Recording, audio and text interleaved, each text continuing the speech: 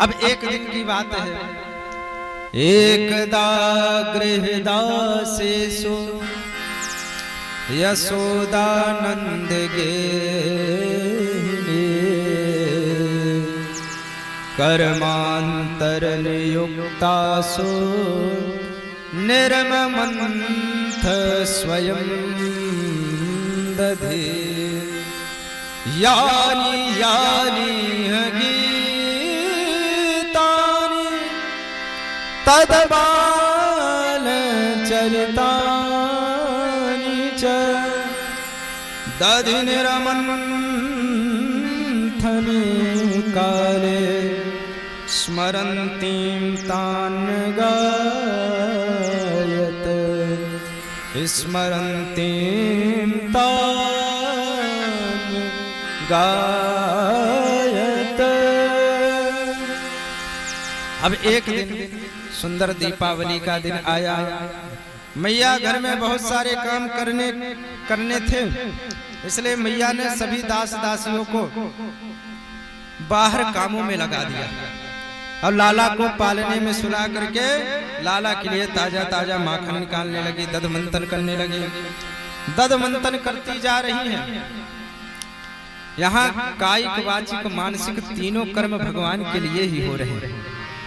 सुंदर दधि मंथन भगवान के लिए कर रही है मैया यशोदा। वाणी से भगवान के ही गीत गा रही हैं और मन से भगवान श्री कृष्ण का स्मरण कर रही है। जब कायिक मानसिक वाचिक तीनों से हम साधना करते हैं तो भगवान हमारे पास आ जाते हैं। भगवान से रहा नहीं गया। भगवान तुरंत दौड़ते भागते मैया यशोदा के पास आए। मैया यशोदा से कहते मैया, तुरंत मथनी पकड़ लिए और कहते मैया तेरी साधना सफल है गई। मैया कहते क्या कह रहा है कन्हैया?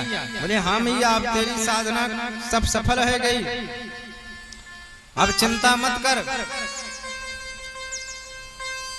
तो तुरंत मैया ने कन्हैया को लिया और कन्हैया को स्तनपान कराने लगी। और जब स्तनपान कराने लगी तो कन्हैया अचानक स्तनपान करते कहते हैं कि मैया एक बात पूछूं? मैया कहती हाँ लाला पूछ। बोले मैं एक बात यह पूछना चाहता हूँ कि एक बात बता, तुझे दूध प्यारो है कि पूत प्यारो है? सच्ची सच्ची बताइयो भैया, तुझे दूध प्यारो है कि पूत प्यारो है? मैया यशोदा कहते हैं कन्हैया भैया कैसी बात कर रहे हो, मुझे तो पूत प्यारो है, तुम्हारे आगे दूध क्या है? कन्हैया को गोद मिली। मैया कहती है मुझे पूत प्यारो है। और अचानक मैया को याद आया कि चूल्हे में हमने दूध रखा है।